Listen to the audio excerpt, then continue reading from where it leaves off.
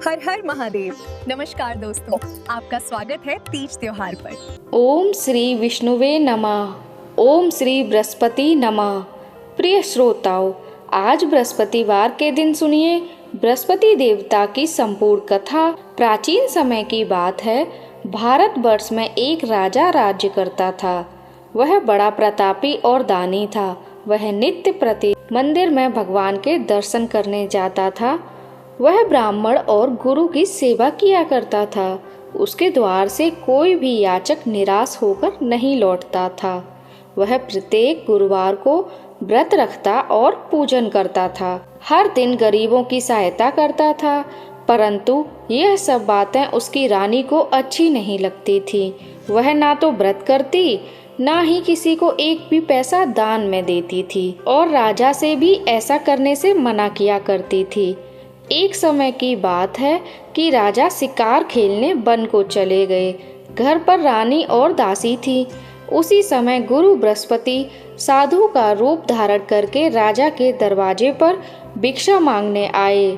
साधु ने रानी से भिक्षा मांगी तो वह कहने लगी, हे साधु महाराज, मैं इस दान और पुण्य से तंग आ गई हूँ। इस कार्य के लिए तो मेरे पतिदेव ही बहुत हैं। अब आप ऐसी कृपा करें कि हमारा सारा धन नष्ट हो जाए और मैं आराम से रह सकूं। साधु रूपी बृहस्पति देव ने कहा, हे देवी, तुम बड़ी विचित्र हो। संतान और धन से कोई दुखी नहीं होता, इसको तो सभी चाहते हैं। पापी भी पुत्र और धन की इच्छा करता है। अगर तुम्हारे पास धन अधिक है तो भूखे मनुष्य को भोजन कराओ, प्याऊ लगवाओ, ब्राह्मणों को दान दो, धर्मशालाएं बनवाओ, कुआं, तालाब, बावड़ी, बाग, बगीचे आदि का निर्माण कराओ तथा निर्धनों की कुंवारी कन्याओं का विवाह कराओ और यज्ञ आदि करो। इस प्रकार के कर्मों से आपके कुल का और आपका नाम परलोक में सार्थक होगा और स्वर्ग की प्राप्ति होगी। किंतु रानी साधु की इन बातों से खुश नहीं हुई। उसने कहा, हे साधु महाराज, मुझे ऐसे धन की बिल्कुल आवश्यकता नहीं है जिसको मैं अन्य लोगों को दान दूं या जिसको रखने और संभालने में ही मेरा सारा समय नष्ट हो जाए। तब साधु ने कहा, हे देवी, अगर तुम्हारी ऐसी ही इच्छा है तो जैसा मैं बताता हूँ तुम वैसा ही करना। बृहस्पतिवार के दिन घर को गोबर से लीपना, अपने केसों को पीली मिट्टी से धोना, राजा से कहना वह दाढ़ी कटवाए, भोजन में मांस मदिरा खाना, कपड़ा धोबी के यहाँ धुलने देना। इस प्रकार 7 बृहस्पतिवार करने से तुम्हारा सब धन नष्ट हो जाएगा। ऐसा कहकर साधु महाराज रूपी बृहस्पति देव अंतर ध्यान हो गए। रानी ने साधु के कहे अनुसार 7 बृहस्पतिवार तक वैसा ही करने का विचार किया। साधु के बताए अनुसार कार्य करते हुए केवल 3 ही बृहस्पतिवार बीते थे। उनकी संपूर्ण धन संपत्ति नष्ट हो गई। भोजन के लिए दोनों समय परिवार तरसने लगा और तथा सांसारिक भोगों से दुखी रहने लगा। तब वह राजा रानी से कहने लगा, रानी, तुम यहाँ पर रहो, मैं दूसरे देश को जाता हूँ, क्योंकि यहाँ पर मुझे सभी मनुष्य जानते हैं, इसलिए मैं यहाँ कमा नहीं सकता। मैं परदेश जा रहा हूँ, वहाँ कोई काम धंधा करूँगा, शायद हमारे भाग्य बदल जाएं। ऐसा कहकर राजा परदेश चला गया। वह वहाँ जंगल से लकड़ी काट कर लाता और शहर में बेचता। इस तरह जीवन व्यतीत करने लगा। इधर राजा के बिना रानी और दासियां दुखी रहने लगी। किसी दिन भोजन मिलता तो किसी दिन जल पीकर ही रह जाती। एक बार रानी और दासियों को 7 दिन तक भोजन के बिना ही रहना पड़ा। तो रानी ने अपनी दासी से कहा, हे दासी, यहाँ पास के नगर में मेरी बहन रहती है। वह बहुत धनवान है। तू उसके पास जा और वहाँ से 5 सिर बेजर मांग कर ले आ, जिससे कुछ समय के लिए गुजारा हो जाएगा। दासी रानी की बहन के पास गई। रानी की बहन उस समय पूजा कर रही थी। दासी ने रानी की बहन से कहा, हे रानी, मुझे आपकी बहन ने भेजा है, मुझे 5 सर बेजर दे दो। दासी ने यह बात अनेक बार कही, परंतु रानी की बहन ने कोई उत्तर नहीं दिया, क्योंकि उस समय बृहस्पतिवार की कथा सुन रही थी। जब दासी को रानी की बहन से कोई उत्तर नहीं मिला तो तो वह बहुत दुखी हो गई। उसे क्रोध भी आया। वह लौटकर रानी से बोली, हे रानी, आपकी बहन तो बहुत ही घमंडी है। वह तो छोटे लोगों से बात भी नहीं करती। मैंने उससे बहुत बार कहा लेकिन उसने कोई उत्तर नहीं दिया। मैं वापस चली आई। रानी बोली, हे दासी, इसमें उसका कोई दोष नहीं। जब बुरे दिन आते हैं तब कोई सहारा नहीं देता। अच्छे बुरे का पता विपत्ति में ही लगता है। अब तो जो ईश्वर की इच्छा होगी वही होगा। परंतु मैं उससे बोली नहीं। इससे वह बहुत दुखी हुई। अतः कथा सुनकर और विष्णु भगवान का पूजन समाप्त कर वह अपनी बहन के घर आई और कहने लगी, हे बहन, मैं बृहस्पतिवार का व्रत कर रही थी। तुम्हारी दासी हमारे घर गई थी, परंतु जब तक कथा होती है तब तक हम लोग ना उठते हैं और ना ही बोलते हैं, इसलिए मैं नहीं बोली। कहो दासी क्यों आई थी? रानी बोली, बहन, हमारे घर अनाज नहीं था। वैसे तुमसे कोई बात छिपी नहीं है, इस कारण मैंने दासी को तुम्हारे पास 5 सर बेजर लेने के लिए भेजा था। रानी की बहन बोली, बहन देखो, बृहस्पति भगवान सबकी मनोकामना पूर्ण करते हैं। देखो शायद तुम्हारे घर में अनाज रखा हो। यह बात सुनकर दासी घर के अंदर गई। वहां उसे एक घड़ा बेजर का मिल गया। उसे बड़ी हैरानी हुई क्योंकि उसने एक एक बर्तन देख लिया था। उसने बाहर आकर रानी को बताया। दासी अपनी रानी से कहने लगी, हे रानी, देखो, वैसे हमको जब अन्न नहीं मिलता तब हम रोज व्रत ही तो करते हैं। अगर इनसे व्रत की विधि और कथा पूछ ली जाए तो हम भी किया करेंगे। दासी के कहने पर रानी ने अपनी बहन से बृहस्पतिवार व्रत के बारे में पूछा। उसकी बहन ने बताया, हे रानी, बृहस्पतिवार को सूर्य उदय से पहले उठकर बृहस्पतिवार का व्रत करना चाहिए, लेकिन उस दिन सिर नहीं धोना चाहिए। बृहस्पतिवार के व्रत में चने की दाल और मुनक्का से विष्णु भगवान का केले के वृक्ष की जड़ में पूजन करें तथा दीपक जलाएं। उस दिन एक ही समय भोजन करें। भोजन पीले खाद्य पदार्थ का करें और कथा सुनें। इस प्रकार करने से गुरु बृहस्पति देव प्रसन्न होते हैं, अन्न पुत्र धन देते हैं, मनोकामना पूर्ण करते हैं। व्रत और पूजन की विधि बताकर रानी की बहन अपने घर लौट गई। रानी और दासी दोनों ने निश्चय किया कि बृहस्पति देव भगवान का पूजन जरूर करेंगे। 7 दिन बाद जब बृहस्पतिवार आया तो उन्होंने व्रत रखा। गुड़शाल में जाकर चना और गुड़ बील लाई तथा उसकी दाल से केले की जड़ तक भगवान विष्णु का पूजन किया। अब पीला भोजन कहाँ से आए? दोनों बड़ी दुखी हुई, परंतु उन्होंने व्रत किया था, इस कारण बृहस्पति देव प्रसन्न हुए। एक साधारण व्यक्ति के रूप में वे 2 थालों में सुंदर भोजन लेकर आए।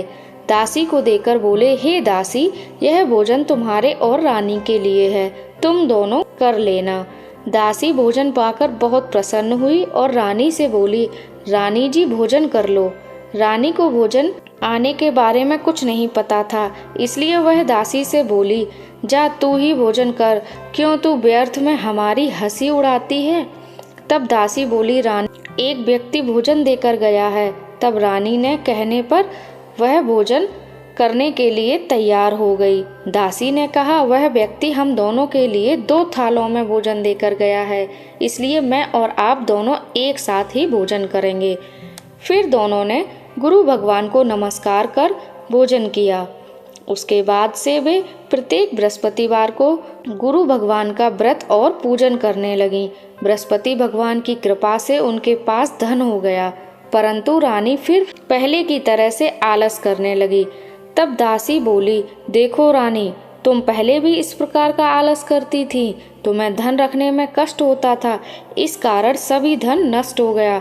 अब गुरु भगवान बृहस्पति देव की कृपा से धन मिला है तो तुम्हें फिर से आलस होता है। बड़ी मुसीबतों के बाद हमने यह धन कमाया है, इसलिए हमें दान पुण्य करना चाहिए। तुम भूखे मनुष्यों को भोजन कराओ, प्याऊ लगवाओ, ब्राह्मणों को दान दो, कुआं, तालाब, बावड़ी आदि का निर्माण करवाओ, मंदिर, पाठशाला बनवाकर दान दो, कुंवारी कन्याओं का विवाह करवाओ, धन को शुभ कार्यों में खर्च करो, जिससे तुम्हारे कुल का यश बढ़े और स्वर्ग प्राप्त हो। पितर भी प्रसन्न हों। दासी की बात मानकर रानी ने इस प्रकार के कर्म करने प्रारंभ कर दिए, जिससे उनका काफी यश फैलने लगा। एक दिन रानी और दासी आपस में विचार करने लगी कि ना जाने राजा किस दशा में होंगे। उनकी कोई खोज खबर भी नहीं है। उन्होंने बृहस्पति देव से प्रार्थना की। रात्रि में राजा को स्वप्न में कहा, हे राजा उठ, तेरी रानी तुझको याद करती है, अब अपने देश को वापस लौट जा। राजा प्रातःकाल उठकर जंगल से लकड़ियां काटकर लाने के लिए जंगल की ओर चल पड़ा। जंगल से गुजरते हुए वह सोचने लगा, रानी की गलती से उसे कितने कष्ट भोगने पड़े। राजपाट छोड़कर उसे जंगल में रहना पड़ा। जंगल से लकड़ियां काटकर उन्हें बेचकर गुजारा करना पड़ा। उसी समय उस जंगल में बृहस्पति देव एक साधु का रूप धारण करके आए और राजा के पास आकर बोले, हे लकड़हारे, तुम इस सुनसान जंगल में किस चिंता में बैठे हो, मुझे बतलाओ।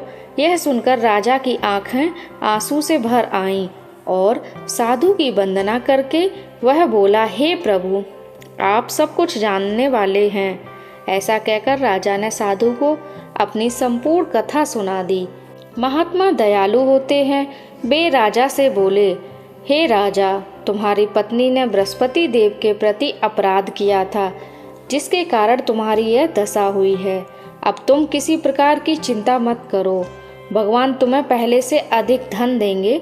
देखो, तुम्हारी पत्नी ने बृहस्पतिवार का व्रत करना प्रारंभ कर दिया। अब तुम भी बृहस्पतिवार का व्रत करके चने की दाल और गुड़ जल के लोटे में डालकर केले का पूजन करो तथा कथा कहो या सुनो, भगवान तुम्हारी सब मनोकामनाएं पूर्ण करेंगे। साधु को प्रसन्न देखकर राजा बोले, हे प्रभु, मुझे लकड़ी बेचकर इतना ही पैसा मिलता है जिससे भोजन करने के उपरांत कुछ बचा सकूं। मैंने रात्रि में अपनी रानी को व्याकुल देखा। मेरे पास कोई साधन नहीं है जिससे समाचार जान सकूं। फिर मैं बृहस्पति देव की क्या कहानी कहूं, मुझे तो कुछ भी नहीं मालूम। साधु ने कहा, राजा, तुम किसी बात की चिंता मत करो। बृहस्पतिवार के दिन तुम रोजाना की तरह लकड़ियां लेकर शहर में जाओ। तुम्हें रोज से 2 गुना धन प्राप्त होगा, जिससे तुम भली भांति भोजन कर लोगे और बृहस्पति देव की पूजा का सामान भी आ जाएगा। बृहस्पतिवार जी की कथा इस प्रकार है। प्राचीन काल में एक बहुत ही निर्धन ब्राह्मण था। उसकी कोई संतान नहीं थी। वह नित्य पूजा पाठ करता, परंतु उसकी पत्नी बहुत मलिनता के साथ रहती थी। वह ना तो स्नान करती थी, ना ही किसी देवता का पूजन करती थी। प्रातःकाल उठते ही सबसे पहले भोजन करती, बाद में अन्य कोई कार्य करती। ब्राह्मण देवता बहुत दुखी रहते थे। पत्नी को बहुत समझाते, किंतु कोई परिणाम नहीं निकला। भगवान की कृपा से ब्राह्मण की पत्नी ने कन्या को जन्म दिया। वह कन्या अपने पिता के घर में बड़ी होने लगी। वह बालिका प्रातः स्नान करके भगवान विष्णु की आरती करती, जप करती। वह बचपन से ही बृहस्पतिवार का व्रत भी करने लगी थी। पूजा पाठ समाप्त कर स्कूल जाती तो अपनी मुट्ठी में जौ भरकर ले जाती। पाठशाला जाने के मार्ग में डालती जाती। वही जौ सोने के हो जाते तो लौटते समय उनको बीनकर घर ले आती। एक दिन वह बालिका सूप में उन सोने के जौ को फटक कर साफ कर रही थी। तभी उसकी माँ ने देख लिया और कहने लगी, बेटी, सोने के जौ को फटकने के लिए सोने का सूप होना चाहिए। दूसरे दिन गुरुवार था। उस कन्या ने व्रत रखा और बृहस्पति देव से प्रार्थना करके कहा, हे प्रभु, यदि मैंने सच्चे मन से आपकी पूजा की है तो मुझे सोने का सूप दे दो। बृहस्पति देव ने उसकी प्रार्थना स्वीकार कर ली। रोजाना की तरह वह कन्या जौ फैलाती हुई पाठशाला चली गई। पाठशाला से लौटकर जब वह जौ बीन रही थी तो बृहस्पति देव की कृपा से उसे सोने का सूप मिला। उसे वह घर ले आई। उससे जौ साफ करने लगी, परंतु उसकी माँ का वही ढंग रहा। एक दिन की बात है, वह कन्या सोने के सूप में जौ साफ कर रही थी। उस समय उस नगर का राजकुमार वहां से होकर निकला। इस कन्या के रूप में और सोने के सूप में जौ को साफ करते देखकर वह उस कन्या पर मोहित हो गया। राजमहल आकर वह भोजन तथा जल त्याग कर उदास होकर लेट गया। राजा को जब राजकुमार द्वारा अन्न जल त्यागने का समाचार मिला तो वह अपने मंत्रियों के साथ अपने पुत्र के पास आए और बोले, हे बेटा, तुम्हें किस बात का कष्ट है? किसी ने तुम्हारा अपमान किया है अथवा कोई और कारण है? मुझे बताओ, मैं वही करूँगा जिससे तुम्हें प्रसन्नता होगी।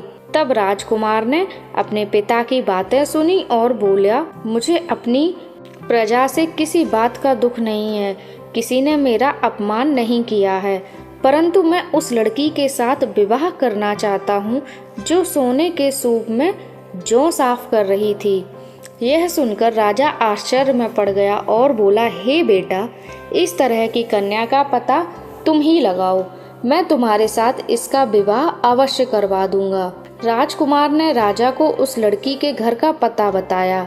मंत्री उस लड़की के घर गया और राजा का आदेश ब्राह्मण को सुनाया। कुछ दिन बाद ब्राह्मण की कन्या का विवाह राजकुमार के साथ संपन्न हो गया। कन्या के घर से जाते ही उस ब्राह्मण देवता के घर में पहले की तरह गरीबी का वास हो गया। अब भोजन के लिए भी अन्न बड़ी मुश्किल से मिलता था। एक दिन दुखी होकर ब्राह्मण अपनी पुत्री से मिलने गया। बेटी ने पिता के दुखी अवस्था को देखा और अपनी माँ का समाचार पूछा। ब्राह्मण देवता ने सभी हाल कह सुनाया। तब कन्या ने बहुत सारा धन देकर अपने पिता को विदा कर दिया। इस तरह ब्राह्मण का कुछ समय सुखपूर्वक बीता, लेकिन कुछ दिन बाद फिर वही हाल हो गया। ब्राह्मण फिर अपनी कन्या के साथ यहाँ गया और सभी हाल कहा तो पुत्री कहने लगी, पिताजी, अब माताजी को यहाँ ले आओ, मैं उन्हें वह विधि बता दूंगी जिससे गरीबी दूर हो जाएगी। अब ब्राह्मण देवता अपनी पत्नी को साथ लेकर अपनी पुत्री के पास राजमहल में पहुँचे तो पुत्री अपनी माँ को समझाने लगी, हे माता, तुम प्रातःकाल उठकर प्रथम स्नान आदि करके विष्णु भगवान का पूजन करो तो सब दरिद्रता दूर हो जाएगी। परंतु उसकी माँ ने उसकी एक भी बात नहीं मानी। वह प्रातःकाल उठकर अपनी पुत्री का बच्चा का जूठा भोजन खा लेती थी। एक दिन उसकी पुत्री को बहुत गुस्सा आया। उसने एक रात कोठरी से सारा सामान निकाला और उसमें अपनी माँ को बंद कर दिया। प्रातः उसमें से निकाला और स्नान आदि करा के पूजा पाठ करवाया तो उसकी माँ की बुद्धि ठीक हो गई। इसके बाद वह नियम से पूजा पाठ करती और बृहस्पतिवार के व्रत को करने लगी। इस प्रकार व्रत के पुण्य प्रभाव से उसकी माँ भी बहुत धनवान हो गई और बृहस्पति देवता के प्रभाव से स्वर्ग को हो गई। वह ब्राह्मण भी सुख पूर्वक इस लोक को सुख भोग कर स्वर्ग चले गए। इस प्रकार की कहानी कहकर साधु महाराज वहां से अंतर्ध्यान हो गए। धीरे धीरे समय बीतने पर बृहस्पतिवार का दिन आया। राजा जंगल से लकड़ी काटकर किसी शहर में बेचने गए। उसे उस दिन और दिनों से अधिक धन मिला। राजा ने चना गुड़ आदि लाकर बृहस्पतिवार का व्रत किया। उस दिन से उसके सभी कलेश दूर हो गए। परंतु जब अगला गुरुवार का दिन आया तो वह बृहस्पतिवार का व्रत करना भूल गया। इस कारण बृहस्पति भगवान नाराज हो गए। उस दिन उस नगर के राजा ने विशाल यज्ञ का आयोजन किया तथा समस्त राज्य में घोषणा करवा दी कि कोई भी मनुष्य अपने घर में भोजन ना बनाए और ना ही आग जलाए। समस्त जनता मेरे यहाँ भोजन करने आए। इस आज्ञा को जो ना मानेगा उसको फांसी की सजा दी जाएगी। राजा की आज्ञा अनुसार राजा के सभी निवासी राजा के भोज में सम्मिलित हुए, लेकिन लकड़हारा कुछ देर से पहुंचा, इसलिए राजा उसको अपने साथ महल ले गए। जब राजा लकड़हारे को भोजन करा रहे थे तो रानी की दृष्टि उस खूंटी पर पड़ी जिस पर उसका हार लटका हुआ था। उसे हार खूंटी पर लटका नहीं दिखाई दिया। रानी को निश्चय हो गया कि मेरा हार उस लकड़हारे ने चुरा लिया। उसी समय सैनिक बुलवाकर उसको कैद खाने में डलवा दिया। जब लकड़हारा कारागार में पड़ा रहा तो बहुत दुखी होकर विचार करने लगा कि ना जाने कौन से पूर्व जीवन के कर्म हैं, मुझे यह दुख प्राप्त हुआ, और उसी साधु को याद करने लगा जो जंगल में मिला था। तत्काल बृहस्पति देव साधु के रूप में प्रकट हो गए और उसकी दशा को देखकर कहने लगे, अरे मूर्ख, तूने बृहस्पति देवता की कथा ही नहीं की। इस कारण तुझे दुख प्राप्त हुआ है। अब चिंता मत कर। बृहस्पतिवार के दिन कारागार के दरवाजे पर 4 पैसे पड़े मिलेंगे, उनसे तू बृहस्पति देव की पूजा करना तो तेरे सारे कष्ट नष्ट हो जाएंगे, दूर हो जाएंगे। अगले बृहस्पतिवार उसे कारागार के द्वार पर 4 पैसे पड़े मिले। राजा ने पूजा का सामान मंगवाकर कथा कही और प्रसाद बांटा। उसी रात्रि को बृहस्पति देव ने उस नगर के राजा को स्वप्न में आकर कहा, राजा, तूने जिस आदमी को कारागार में बंद करा दिया है वह निर्दोष है, वह राजा है, उसे छोड़ देना। रानी का हार उसी खूंटी पर लटका हुआ है। अगर तू ऐसा नहीं करेगा तो मैं तेरे राज्य को नष्ट कर दूंगा। राजा प्रातःकाल उठा और खूंटी पर हार टंगा देखकर लकड़हारे को बुलाकर क्षमा मांगी तथा राज्य के योग्य सुंदर वस्त्र आभूषण भेंट में उसे विदा कर दिया। गुरुदेव की आज्ञा अनुसार अब उसे अपने नगर को चल दिया। राजा जब नगर के निकट पहुंचा तो उसे बड़ा ही आश्चर्य हुआ। नगर में पहले से अधिक बाग, तालाब और कुएं तथा बहुत से धर्मशाला, मंदिर आदि बने हुए मिले। राजा ने पूछा, यह किसका बाग और धर्मशाला है? तब नगर के सब लोग कहने लगे, यह सब रानी और दासी द्वारा बनवाए गए हैं। राजा को आश्चर्य हुआ और गुस्सा भी आया। जब रानी ने खबर सुनी कि राजा आ रहे हैं तो उसने अपनी दासी से कहा, हे दासी, देख, राजा हमको इतनी बुरी हालत में छोड़ गए थे। वे हमारी ऐसी हालत देखकर लौट ना जाएं, इसलिए तू दरवाजे पर ही खड़ी रहना। रानी की आज्ञा सुनकर दासी दरवाजे पर ही खड़ी हो गई। जब राजा आए तो उन्हें अपने साथ महल में ले गई। तब राजा ने क्रोध करके अपनी तलवार निकाली और पूछने लगा, बताओ, यह धन तुम्हें कैसे प्राप्त हुआ? तब रानी ने बताया, हमें यह सब धन बृहस्पति देव के व्रत के प्रभाव से प्राप्त हुआ है। राजा ने तब निश्चय किया कि 7 रोज बाद जो बृहस्पति देव का पूजन करते हैं, परंतु मैं रोजाना दिन में 3 बार कथा कहा करूंगा और रोज व्रत किया करूंगा।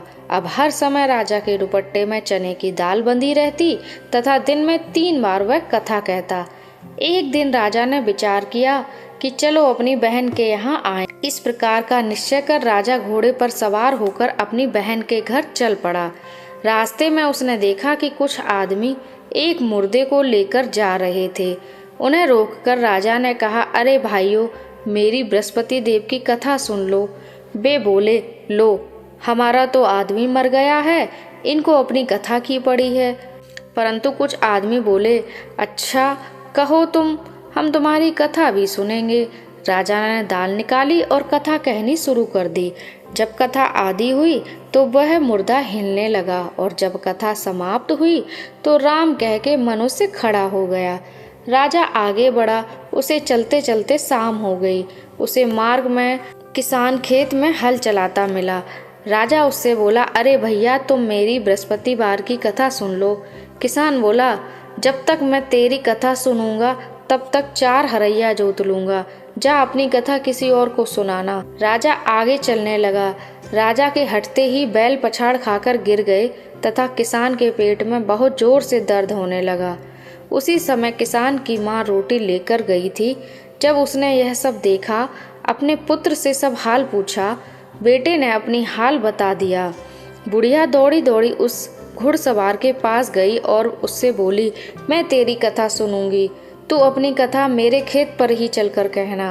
राजा ने लौटकर बुढ़िया के खेत पर जाकर कथा कही, जिसके सुनते ही बैल खड़े हो गए। किसान के पेट का दर्द भी बंद हो गया। अब राजा अपनी बहन के घर पहुंचा। बहन ने भाई की खूब मेहमानी की। दूसरे दिन प्रातःकाल राजा जगा तो उसने देखा कि सब लोग भोजन कर रहे थे। राजा ने अपनी बहन से पूछा कि ऐसा कोई मनुष्य है जिसने भोजन न किया हो, जो मेरी बृहस्पतिवार की कथा सुन ले? तो बहन बोली, भैया, यह देश ऐसा ही है। यहाँ के लोग पहले भोजन करते हैं, बाद में अन्य कोई काम करते हैं। अगर पड़ोस में कोई हो तो देख कर आती हूँ। ऐसा कहकर बहन देखने चली गई, परंतु उसे कोई भी व्यक्ति ऐसा नहीं मिला जिसने भोजन नहीं किया हो। फिर एक कुम्हार के घर गई जिसका लड़का बीमार था। उसे पता चला कि उनके यहाँ 3 दिन से किसी ने भोजन नहीं किया। रानी ने अपने भाई की कथा सुनने के लिए कुम्हार से कहा तो वह तैयार हो गया। जब राजा ने जाकर बृहस्पतिवार की कथा कही, जिसको सुनकर उसका लड़का ठीक हो गया। अब तो राजा की प्रशंसा होने लगी।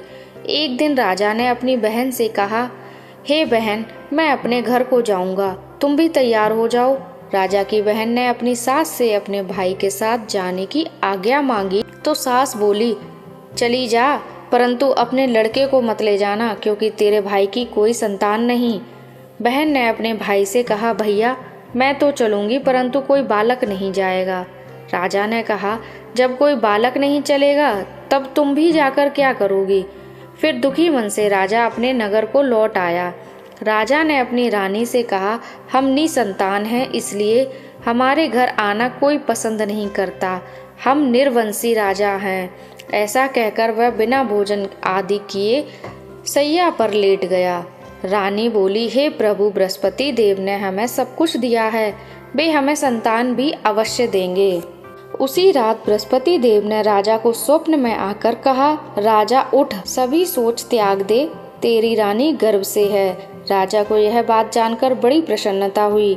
9वें महीने रानी के गर्भ से एक सुंदर पुत्र पैदा हुआ। जब राजा की बहन ने यह शुभ समाचार सुना तो वह बहुत खुश हुई तथा बधाई लेकर अपने भाई के यहाँ आई। तभी रानी ने कहा, घोड़ा चढ़कर तो नहीं आई, गधा चढ़ी आई है। राजा की बहन बोली, भाई मैं किस प्रकार ना कहती, तो तुम्हें संतान कैसे मिलती।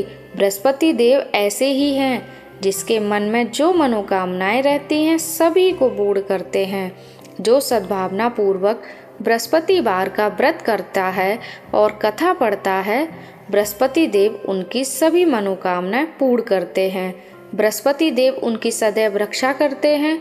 जो संसार में सद्भावना और सच्चे मन से बृहस्पति देव का पूजन करते हैं, उनकी सभी मनोकामनाएं उसी प्रकार पूर्ण होती हैं जैसे रानी और राजा ने बृहस्पति देव की कथा का गुणगान किया। उनकी सभी इच्छाएं बृहस्पति देव ने पूर्ण की। मनुष्य को हृदय से उनका मनन करते हुए जयकारा करना चाहिए। तो प्रेम से बोलिए, बृहस्पति देवता की जय।